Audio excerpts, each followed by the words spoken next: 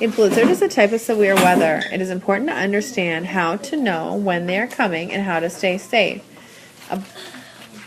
A blizzard is a type of severe weather. A blizzard occurs when cold and dry air come together, and when warm air rises over the cold air, there's lots of strong winds and moisture. A blizzard is a type of weather,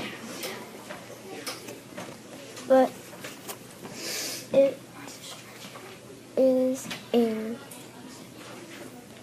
type of snow weather. It is important to look for patterns and understand when a blizzard is coming. Humidity is usually high, which creates heavy winds.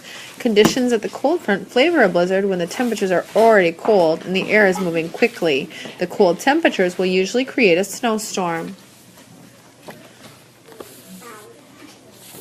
So,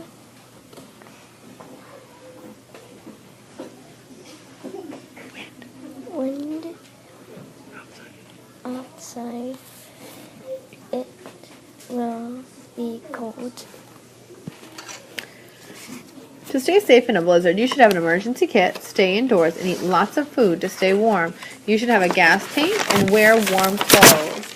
In conclusion, a blizzard is a type of severe weather. It is important to understand how to know when they are coming and how to stay safe.